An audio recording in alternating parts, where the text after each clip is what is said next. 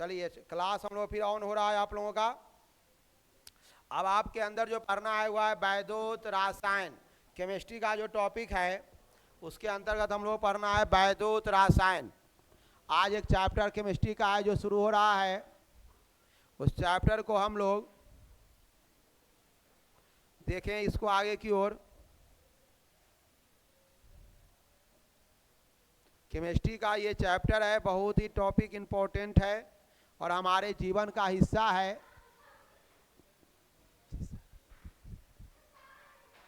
वैद्युत रसायन ये आपका एक टॉपिक बन के तैयार है। वैद्युत चैप्टर का नाम है।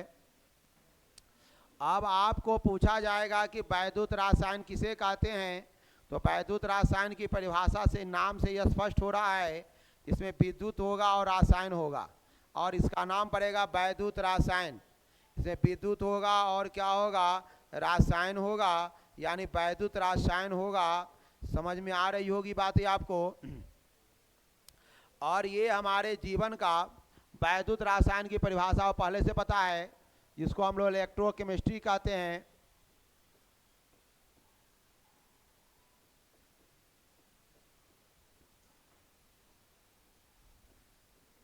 इलेक्ट्रोकेमिस्ट्री में क्या होता है, परिभाषा पहले से पता है। रसायन विज्ञान की वह शाखा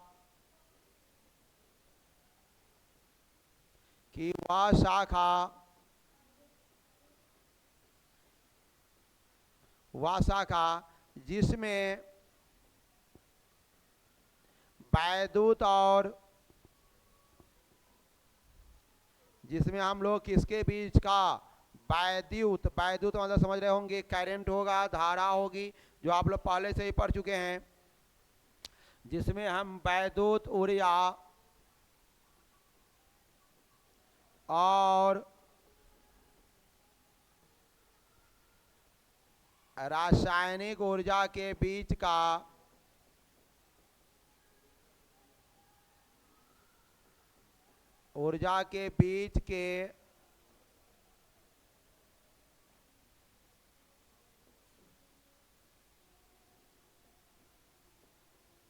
पारस्परिक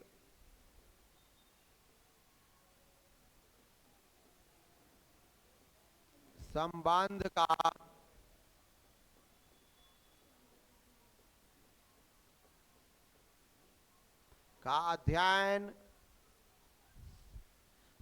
का अध्ययन करते हैं। बहुत सारी प्रक्रियाएं हैं, यानी कहने का अर्थ हुआ जिसमें हम लोग वैद्युत ऊर्जा और रासायनिक ऊर्जा के बीच पारस्परिक संबंध का अध्ययन करते हैं। और अच्छा जानना है तो ये क्या होता है, एक तरह से रेडॉक्स रिएक्शन है। रेडॉक्स रिएक्शन समझ रहे हैं। अगर और अच्छा जानने जाएंगे तो उपापचय अभिक्रिया। अब उपापचय अभिक्रिया का क्या मतलब है, अगर कोई पूछेगा कि इसमें सबसे इम्पोर्टेंट कॉन्सेप्ट कौन है, तो उपापचय अभिक्रिया है। उपापचय अभिक्रिया कभी आप लोगों ने 10th क्लास में एक रेडॉक्स रिएक्शन आपने पढ़ा है। रेडॉक्स रिएक्शन में कुछ टॉपिक आता है, उसके अंतर्गत जो टॉपिक आता है रेडॉक्स रिएक्शन में, बच्चों कौन से टॉपिक आता है, एक का नाम होगा ऑक्सीकरण, एक का नाम है ऑक्सीकरण, एक का नाम है ऑक्सीकरण। हमारी बात समझ में आया। अब यहाँ जो है ध्यान देना है, ऑक्सीकरण में देखो यहाँ इसमें क्या होगा, रेडॉक्स रिएक्शन का जो दो पार्ट है, याद रखना है आप लोगों को। रेडॉक्स रिएक्शन जो आप लोगों ने 10th क्लास के केमिस्ट्री के चैप्टर नंबर 1 में पढ़ा होगा, दो तरह की क्रियाएं हैं, ऑक्सीकरण है और इसका एक भाई है अवकरण। अब यहाँ जो है अवकरण है। अब यहाँ देखो ऑक्सीकरण और अवकरण की जो परिभाषा है, ऑक्सीकरण हुआ है जो इलेक्ट्रॉन को लूज करता है, लूज इलेक्ट्रॉन को खोता है, लूज ऑफ इलेक्ट्रॉन्स माने इलेक्ट्रॉन को खोता है, यानी इलेक्ट्रॉन को क्या करता है, ये खोता है, देता है। इलेक्ट्रॉन खोता है, मतलब इलेक्ट्रॉन देता है, छोड़ता है। इलेक्ट्रॉन त्यागता है, इलेक्ट्रॉन त्यागता है, लूज ऑफ इलेक्ट्रॉन्स, इलेक्ट्रॉन्स को लो है। ये क्या करता है, gain of electron, gain of electrons मान इलेक्ट्रॉन को लेता है, ग्रहण करता है। यानी यहाँ पर इलेक्ट्रॉन को क्या करता है बच्चा, ग्रहण करता है, ध्यान देना होगा। इलेक्ट्रॉन को ये क्या करता है, ग्रहण करता है। यानी रेडॉक्स, इस चैप्टर में एक बड़ा इंपॉर्टेंट टॉपिक आएगा जो रेडॉक्स रिएक्शन का टॉपिक होगा, जिसमें हमेशा इस बात को ध्यान रखना होगा कि इसमें एक जो होंगे वो इलेक्ट्रॉन को खोएगा, दूसरा क्या करेगा, इलेक्ट्रॉन को ले वो देगा, एक ठो लेगा। अर्थात यह रेडॉक्स रिएक्शन का मूल हिस्सा होगा, मूल बातें होंगी। इस बातों को अच्छे ढंग से आप लोगों को समझने की ज़रूरत है। अब रही बात कि ये अभिक्रिया जो होती है, ये अभिक्रिया जो होती है, इसमें दो तरह की बातें होती है। कुछ अभिक्रियाएं ऐसी है, देखो यहाँ पर एक कुछ ऐसी अभिक्रियाएं होती है जो आपको इसमें स्वतः अभिक्रिया है, दो तरह की अभिक्रिया होंगी। और ये कुछ होता है जो स्वतः नहीं होता है, उसके लिए बैटरी लगाने पड़ते हैं। कुछ अभिक्रियाएं ऐसी होती है जो स्वतः नहीं होती है, कुछ अभिक्रियाएं ऐसी होती है जो आपको क्या होती है, स्वतः होती है। इसकी चर्चा हम लोग आने वाला समय में नेक्स्ट जो आपका लाइव क्लास होगा उसमें चर्चा में आएगा।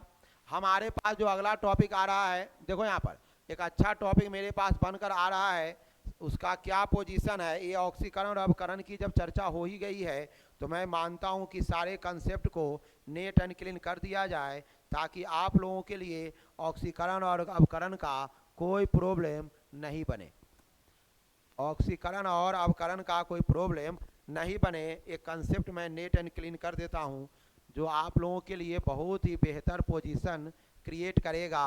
कभी भी ऑक्सीकरण और अवकरण की चर्चा में आप लोग फंसेंगे नहीं। ये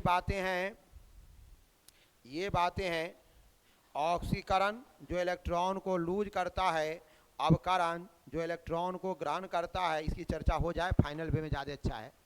अगर यहाँ देखो ये जो है याने है, आप कैसे लिख सकते हैं, याने प्लस और यहाँ आयन है। देखो ये जो है ना आयन है, धन आयन है, धन आयन है। धन आयन कैसे होगा इसकी परिभाषा बताएंगे। रियल में ये दोनों बैलेंस्ड हैं, अगर आप समझना चाहेंगे तो ये बैलेंस्ड है, संतुलित है। क्यों, देखो यह उदासीन है, इसका मतलब है कि इस पर जितना पॉजिटिव चार्ज है उतना नेगेटिव चार्ज है, इसलिए कोई आयन नहीं है। जरा इसको फीलिंग कर लो। आप जितना भी सेल इक्वेशन लिखोगे, हमेशा वह बैलेंस्ड होगा। जैसे देखो Na प्लस का मतलब है कि सोडियम ने एक इलेक्ट्रॉन को त्यागा तो Na प्लस हुआ, इलेक्ट्रॉन ने एक इलेक्ट्रॉन को लिया तो ये हो गया यहाँ पर प्लस। तो अगर एक त्यागा, एक इलेक्ट्रॉन दिया था और फिर एक इलेक्ट्रॉन ले लिया, इसका मतलब है कि इसके हिसाब किताब बराबर हो गए, अर्थात ये दोनों भाई साहब क्या हो गए, बैलेंस्ड हो गए। तो ये कौन हो गए आपके, ये हो गया ऑक्सीकरण, ऑक्सीकरण हो गया। एक टॉपिक आएगा अवकरण। अवकरण मतलब क्या हुआ, जो इलेक्ट्रॉन को क्या करेगा बच्चे, ग्रहण करेगा। अवकरण वह हुआ जो इलेक्ट्रॉन को क्या करेगा, ग्रहण करेगा। आओ, जैसे 1/2 Cl माइनस था, आप सुनो, और इन्होंने क्या किया, हाँ Cl2 क्या था, यहाँ पर माइनस था, Cl2 प्लस क्या था, उन्होंने क्या Cl2 1/Cl2, इन्होंने एक इलेक्ट्रॉन ले लिया। 2 मिनट कंसेप्ट को क्लियर किया जाए, कंसेप्ट को क्लियर किया जाए। इन्होंने क्या किया,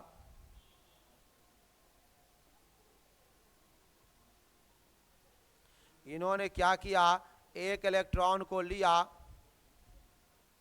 इन्हें Cl यहाँ क्या हो गया, माइनस। अब यहाँ सुनो, ये क्या था, ये Cl2 ने क्या किया है, एक इलेक्ट्रॉन को लिया है तो क्या हो जाएगा आपका, माइनस हो जाएगा। ये क्या हुआ, अवकरण। कभी कभी एक प्रश्न आता है कि सर 2-4 क्वेश्चन होंगे, उसमें हम किसको ऑक्सीकरण समझेंगे, किसको अवकरण समझेंगे। तो जिसकी क्रियाशीलता अधिक होगी वह जो है आपका कौन होगा, ऑक्सीकरण करेगा। ऑक्सीकरण वही क्रिया करेगा जिसकी क्रियाशीलता अधिक होती है वहाँ पर वह क्या करेगा, ऑक्सीकरण अवस्था को फॉलो करेगा। कहने का अर्थ हुआ कि क्रियाशीलता जो डिपेंड करता है, इसकी चर्चा हम करेंगे आने वाला समय में आपको, तो मैं इसकी बात चर्चा कर रहा हूँ। वैसे अपकरण के बारे में आप बहुत कुछ पहले से जान रहे होंगे। अपकरण क्या करता है, H2 से प्लस होता है, O2 माइनस होता है, माने हाइड्रोजन जुड़ते हैं, ऑक्सीजन हटते हैं। ये भाई साहब इसके उल्टा है, ये भाई साहब इसके उल्टा है, अर्थात ये क्या हो रहा है, H2 इसमें माइनस होंगे और O2 क्या होंगे, इसमें प्लस होंगे, माने हाइड्रोजन हटेगा और ऑक्सीजन क्या होगा, इसमें जुटेगा। हाइड्रोजन हटेगा और ऑक्सीजन क्या होगा, जुटेगा। ये बातें टेक्निकली बातें आप समझ लीजिए। जब भी ऑक्सीकरण की बात मैं करूँगा तो हाइड्रोजन हटेगा, ऑक्सीजन जुटेगा। अपकरण की बात करूँगा तो हाइड्रोजन जुटेगा, ऑक्सीजन क्या होगा, उसमें से हटेगा। ये प्रक्रियाएं आपको ध्यान रखनी है। चर्चा हो गई है, थोड़ा हम आगे बढ़ेंगे। अगले टॉपिक में जो हम आ रहे हैं, वैद्युत रासायनिक सेल। वैद्युत रसायन में दो तरह की चीज़ें हैं, दो तरह का है कि वैद्युत अपघटन है, एक दो तरह की क्रियाएं होगी। अब ये वैद्युत रासायनिक सेल का उपयोग महत्व बता रहा हूँ आपको, इंपॉर्टेंसी ऑफ इलेक्ट्रोकेमिस्ट्री। वैद्युत रासायनिक सेल का महत्व, वैद्युत रासायन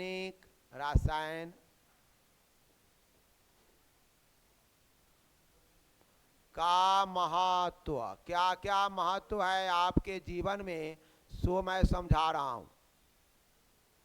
क्या क्या महत्व है, महत्व मतलब इंपॉर्टेंसी क्या है इसके आपके जीवन में,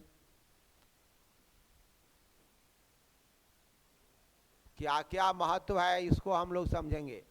पहले बात है, आधुनिक जो उपकरण है, आधुनिक जो इलेक्ट्रॉनिक सामान है, आधुनिक उपकरणों में कौन है बच्चे, आधुनिक उपकरणों में जो इलेक्ट्रॉनिक्स जितने सामान हैं,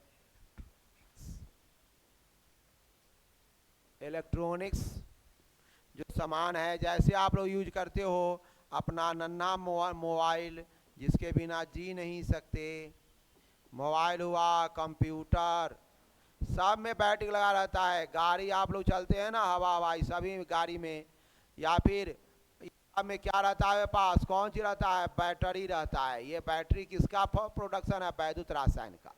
यानी बहुत अंतर विषय है, बहुत इंपॉर्टेंट चैप्टर है ये आपका।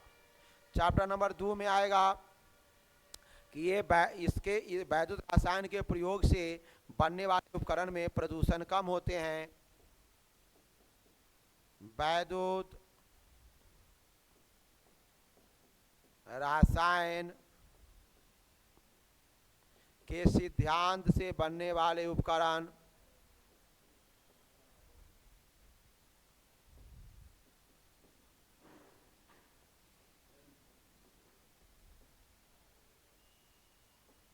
बनने वाला उपकरण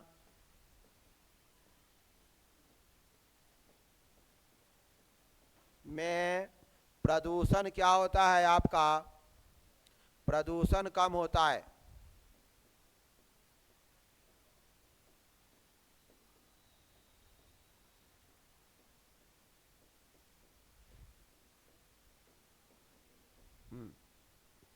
किसी ध्यान से बनने वाला उपकरण में प्रदूषण क्या होता है, कम होता है, अर्थात 9 के बराबर होता है।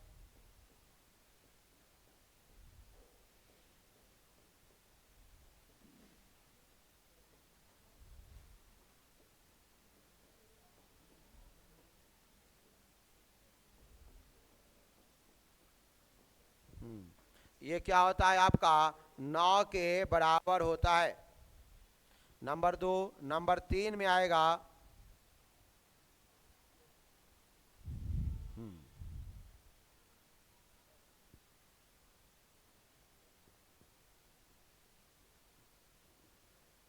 हाँ, यहाँ जो है ये, यानी यहाँ पर 9 के बराबर होता है। तीसरी चीज़ क्या है कि हमारे शरीर के अंदर भी वैद्युत संवेदी सूचनाओं को भेजने के लिए, संवेदी संकेतों को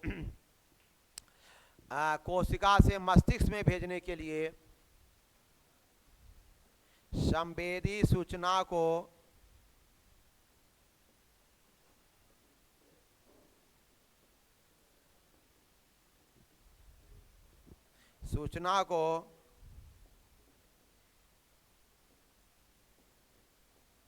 कोशिका से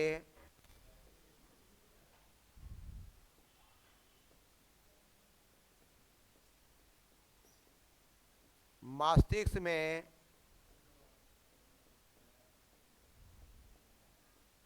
भेजने हेतु आपके शरीर के अंदर रासायनिक क्रिया होती है, विद्युत रासायनिक क्रिया। कौन? विद्युत रासायनिक क्रिया होती है, विद्युत रासायनिक क्रिया। जरा इसका एक्सप्लेन हम करेंगे। आपका लाइव क्लास के जो सेकेंड होगा उसमें कैसे होता है, कैसे ये सूचनाएं जाती है, क्या क्या करता है। संवेदी सूचना को कोशिका से मस्तिष्क में भेजने हेतु शरीर के अंदर विद्युत रासायनिक क्रिया में भी आपका ये वैद्युत रसायन काम आता है। कुछ ऐसे यौगिक हैं जिसके निर्माण में भी, कुछ ऐसे तत्व हैं जिसके निर्माण में भी इसका प्रयोग किया जाता है। हाँ, ध्यान दो, यानी विद्युत रासायनिक विधि से आगे हमारे पास जो टॉपिक आ गया है,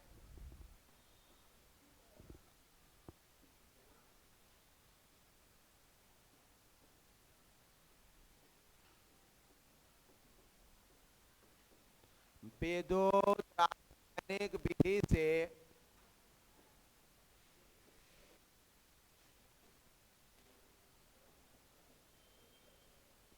विद्युत रासायनिक विधि से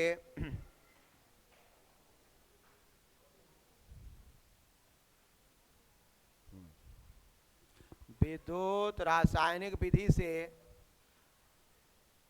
अनेकों धातुओं को, हमारी बात समझ जा है, लिखा हुआ है विधि से सोडियम हाइड्रोक्साइड, क्लोरीन, फ्लोरीन एवं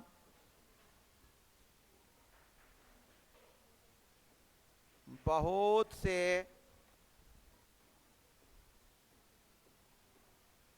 धातुओं का निर्माण होता है। धातुओं का निर्माण होता है, ध्यान देना है। विद्युत रासायनिक विधि से NaCl, CF एवं बहुत से धातुओं का क्या होता है? आपका निर्माण होता है।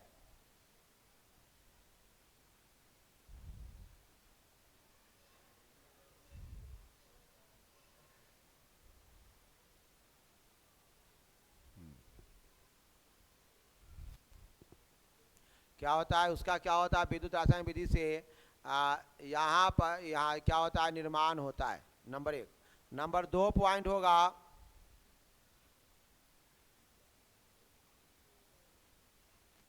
ये सारी चीजें आपको इस चैप्टर, यह बहुत महत्वपूर्ण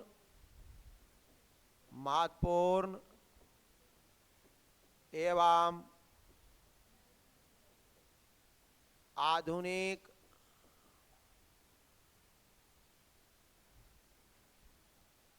युग के लिए अति आवश्यक है।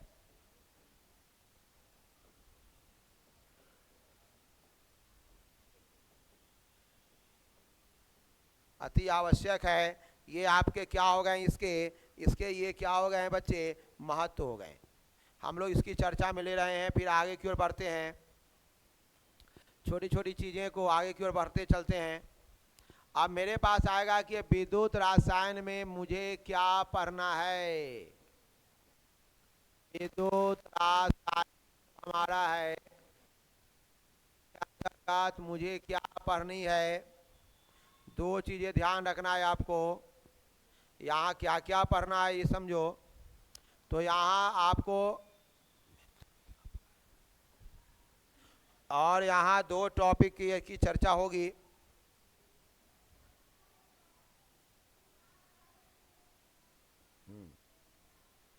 अब विद्युत रासायन, एक आएगा वैद्युत रासायन और एक आएगा वैद्युत रासायन और एक आएगा वैद्युत अपघटन। दोनों वर्ड समझते हैं हम लोग। एक आएगा, देखो यहाँ पर, वैद्युत रासायन,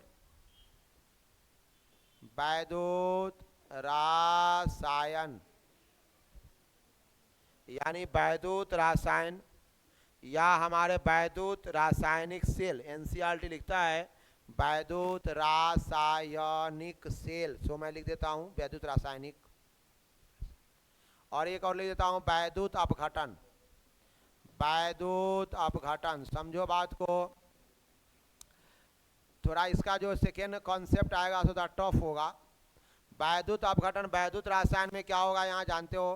वैद्युत रासायन में होगा क्या, रासायनिक ऊर्जा से विद्युत ऊर्जा रासायनिक ऊर्जा से विद्युत ऊर्जा, ध्यान रखना है आपको। रासायनिक ऊर्जा से कौन ऊर्जा हुआ, विद्युत ऊर्जा। और यहाँ होगा विद्युत ऊर्जा से रासायनिक ऊर्जा से विद्युत ऊर्जा में परिवर्तन, यानी यहाँ पर आप इसका प्रयोग बैटरी में कर सकते हैं, परिवर्तन। हाँ, यानी और या निर्माण हो सकता है। यहाँ होगा वैद्युत अपघटन में क्या होगा, ध्यान दो कि विद्युत से हम लोग, हाँ, वैद्युत ऊर्जा जो है वो रासायनिक ऊर्जा में स्थानांतरित होगा। परिभाषा में लिखूंगा, पहले समझा रहा हूँ आपको, पहले इसकी परिभाषा भी आएगी। वैद्युत ऊर्जा का परिवर्तन किसमें होगा, रासायनिक ऊर्जा में।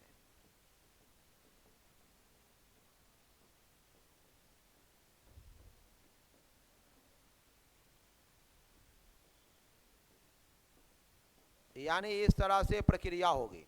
ये दोनों प्रक्रियाएं जो है आपको कुछ अच्छे ढंग से समझना है। रियल में इसकी प्रक्रिया जो होगी वह डेल्टा जी माइनस में होगा, यानी यह अभिक्रिया स्वतः होगी। और लेकिन ये जो अभिक्रिया होगी वह स्वतः नहीं होगी, इसके लिए आपको बैटरी लगाना पड़ेगा। इसकी चर्चा हम करेंगे, जो सेकेंड इसका होगा वीडियो अपलोडेड, वह क्यों होगा, डेल्टा जी पॉजिटिव नेगेटिव चर्चा होगी।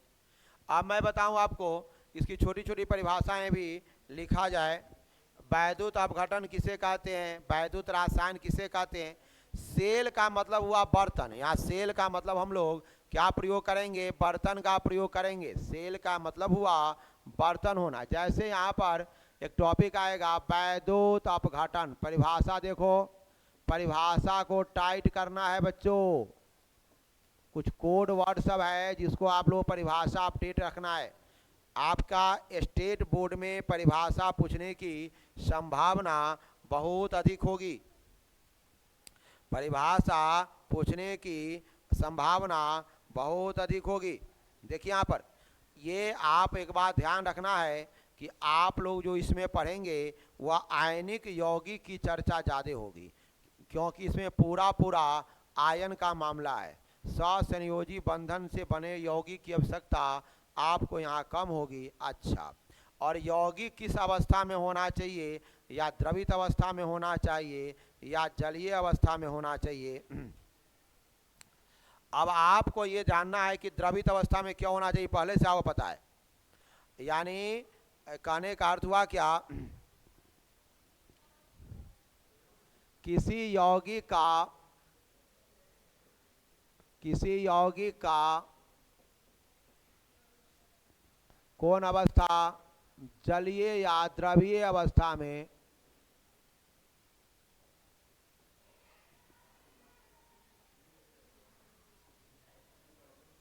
जलीय या द्रवीय अवस्था में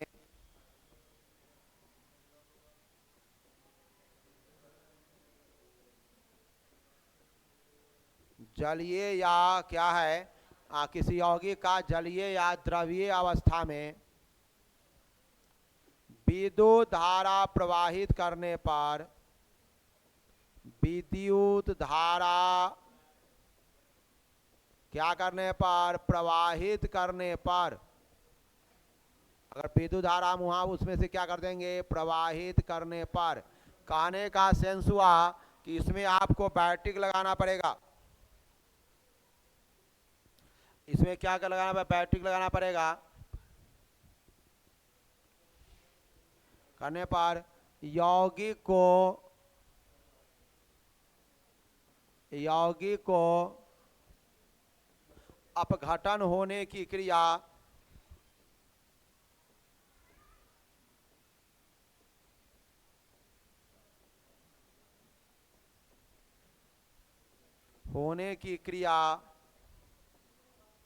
यौगिक को क्या होने क्रिया, अपघटन होने की क्रिया को वैद्युत अपघटन कहते हैं, को हम लोग वैद्युत अपघटन। यानी यौगिक यहाँ टूटेगा और तब टूटेगा जब आप बाहर से करंट दोगे, वैद्युत अपघटन कहते हैं। एकदम इजी टॉपिक है, बच्चे जो नहीं अब्सेंट रहेंगे वो भी बच्चे इसे देख पाएंगे, उस सब के लिए बहुत बेहतर रहेगा। और एक बात ध्यान रखना, दो बात मैंने लिखा है आपको, ये बात बहुत क्लियर करना आप लोग, ये जलीय अवस्था में होना चाहिए और द्रवीय अवस्था में होना चाहिए। जब तक जलीय और द्रवीय अवस्था में नहीं होगा या अपघटित उसमें नहीं होगा, ये बातें हमेशा ध्यान रखना होगा। अब रही बात हाँ, अब एक आएगा वैद्युत रासायन।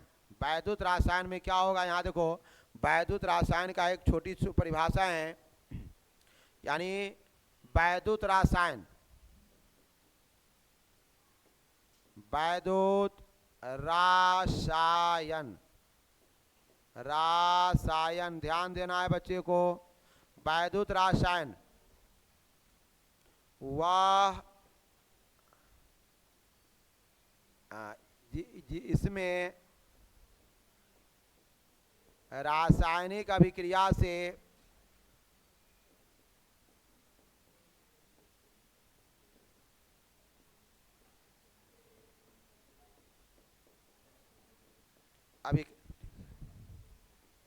रासायनिक अभिक्रिया से क्या प्राप्त होती है, विद्युत ऊर्जा प्राप्त होती है।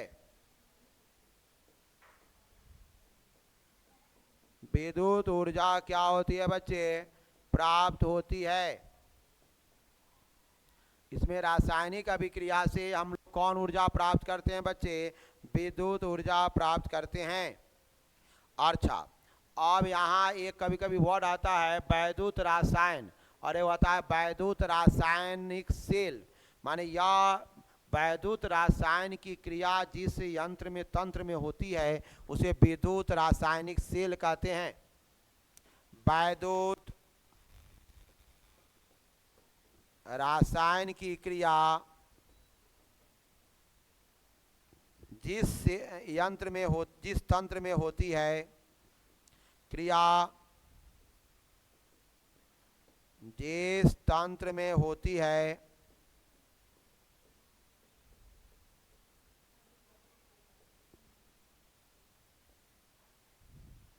जिस तंत्र में विद्युत रासायनिक क्रिया जिस तंत्र में होती है उसे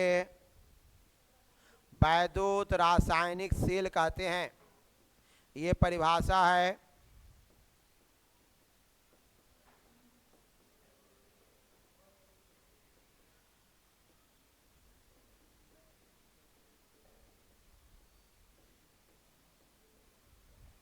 उसे हम क्या कहते हैं, वैद्युत रासायनिक सेल। वैद्युत रासायन की क्रिया जिस तंत्र में होती है, तंत्र वाले सिस्टम, जिस सिस्टम में होती है उसे वैद्युत रासायनिक सेल कहते हैं। अब आपको इतनी बातें समझ में आ गई होगी और आप लोगों का टाइम भी मोटे मोटे मेरी समझ से आधे घंटे की क्लास हो चुके हैं। मैं चाहूँगा कि आज इस पर इतना ही रखा जाए। चलिए, सही बच्चे को बहुत बहुत धन्यवाद, थैंक यू। एक बार आप डिटेल्स में पढ़ लीजिए, इसको फिर से रिपीट कर देता हूँ, बच्चे को दोहरा देता हूँ कि बच्चे लोग उसको बढ़िया समझ पाएंगे। एक बार रिपीट कर रहा किया जाए। हाँ, आइए, हमारा जो चैप्टर शुरू हो गया है वह चैप्टर आपका है विद्युत रासायनिक सेल है। अब यहाँ पर ये वैद्युत रसायन है, जो एक चैप्टर आपका नाम है उसका हुआ इलेक्ट्रोकेमिस्ट्री। ये मैंने परिभाषा लिखा है इसका, आप लोग पर रसायन विज्ञान की वह शाखा जिसमें वैद्युत ऊर्जा और रासायनिक ऊर्जा के बीच पारस्परिक संबंधों का अध्ययन किया जाता है, संबंधों का अध्ययन करते हैं। यह रियल में उपापचय रिएक्शन है। और उपापचय की रिएक्शन के बारे में आपको लिखा हुआ है, हाँ, उपापचय रिएक्शन में लिखा हुआ है रेडॉक्स रिएक्शन, जो पढ़े होंगे। ऑक्सीकरण मतलब क्या हुआ, इलेक्ट्रॉन को त्यागता है, यानी यह अगर दूसरी बात समझोगे तो हाइड्रोजन को ये छोड़ेगा, ऑक्सीजन को लेगा। अवकरण मतलब ये हुआ कि इलेक्ट्रॉन को ग्रहण करता है, इसका मतलब है, और हाइड्रोजन को ही लेगा और ऑक्सीजन को बाहर करेगा। आगे हम समझते हैं अगला टॉपिक यहाँ पर आएगा। ये वैद्युत रसायन जो हम पाठ पढ़ रहे हैं वह इसका क्या महत्व है।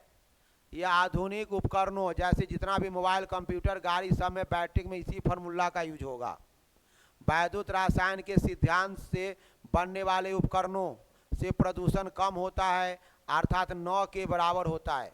संवेदी सूचनाओं को कोशिका से मस्तिष्क में भेजने हेतु शरीर के अंदर विद्युत रासायनिक क्या होती है बच्चे, क्रिया होती है। आओ बच्चे आगे बढ़े हम लोग। ये वैद्युत रासायनिक विधि से आप लोग इसको बना सकते हैं। बहुत सारी धातुओं का निर्माण भी होता है, याद रख लेनी आपको। महत्वपूर्ण और आधुनिक युग के लिए अति आवश्यक है आपका ये नन्हा प्यारा विषय। वैद्युत रासायनिक में वैद्युत रसायन हुआ जिसमें रासायनिक ऊर्जा विद्युत में बदलता है, और वैद्युत अपघटन हुआ, वैद्युत ऊर्जा परिवर्तन किसमें होता है, रासायनिक ऊर्जा में होता है। फिर हम लोग नेक्स्ट टॉपिक बढ़ेंगे। यहाँ रहा है कि किसी यौगिक का जलीय या द्रवीय अवस्था में विद्युत धारा प्रवाहित करने पर यौगिक को अपघटन होने की क्रिया, यौगिक अपघटित होने की जो क्रिया है उसका नाम क्या है, वैद्युत अपघटन है। वैद्युत रसायन जिसमें रासायनिक अभिक्रिया से विद्युत ऊर्जा प्राप्त होती है, वैद्युत रासायनिक क्रिया जिस तंत्र में कराई जाती है उसे हम लोग क्या नाम देते हैं, वैद्युत रासायनिक तंत्र, जिसे हम लोग हाँ वैद्युत रासायनिक सेल कहते हैं। चलिए बच्चे के लिए बहुत बहुत धन्यवाद। आप लोग इसको पढ़ोगे, समझोगे, 3 बार 4 बार इसको इस वीडियो को अपलोडेड करके देखोगे, उसके बाद आप लोगों का नेट एंड क्लीन कंसेप्ट होगा, ताकि एडवांस लेवल का जब क्लास आप पढ़ेंगे इसमें तो आपको समझ में आएगा। ऐसे याद भी कर लेते चलेंगे आप लोग। तब तक के लिए बहुत बहुत धन्यवाद। Thank you.